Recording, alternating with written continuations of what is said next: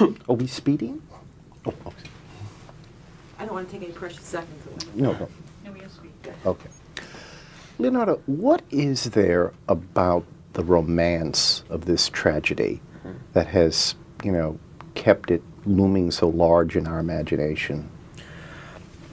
I mean, I think initially the sort of what's propelled it through the years is the mystery of this sort of ghost ship lurking at the bottom of the ocean that nobody knew the sort of the true story with, you know. But when you actually look at the Titanic, it's got a lot of, you know, themes for humanity.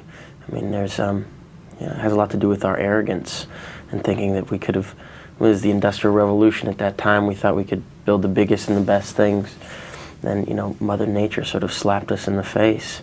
And the whole third class, first class situation that went on where the first class was able to get away sort of scot-free and the third class had to deal with, you know, survival, you know, on that ship. There's a lot of unfortunate, tragic things that are connected with the Titanic for all of us, you know. There's a lot of huge messages for people. I think it was Truffaut once said that contemporary audiences will not accept grand passions in a contemporary story. If you're going to have characters expressing grand passions, it has to be a period film. You've made a few period films, Titanic, the forthcoming Man of the Iron Mask. Do you find it easier to be expressive of grand passions when you're not in the 20th century? That's interesting. I mean, I also did, you know, Romeo and Juliet, which was completely even, you know, more than contemporary.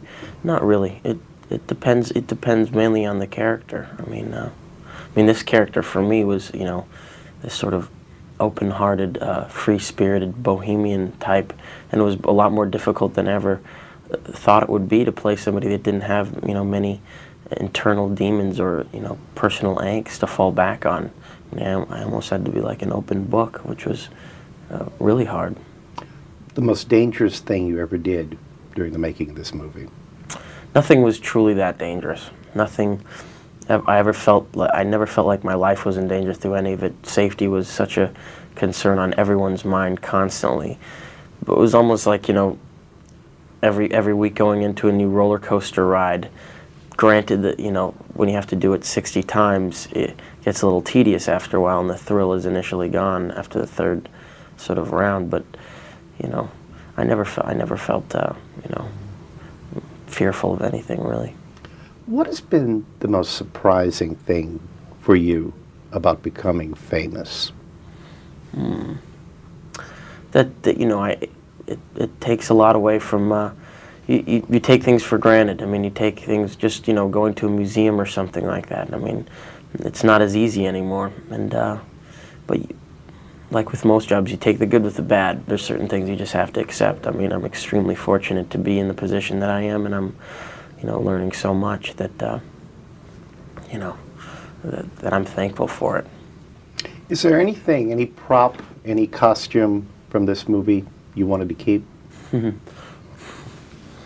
Well, considering like Jack was this third-class passenger with sort of uninteresting clothes, I got, you know what I did keep though? I kept a lot of plates and I gave them to my mom and grandma, and they dug that. Did your Christmas shopping early? Exactly. Thank you very much. Thank you. Because I was thinking, you know, as far as diving into water, you already did that.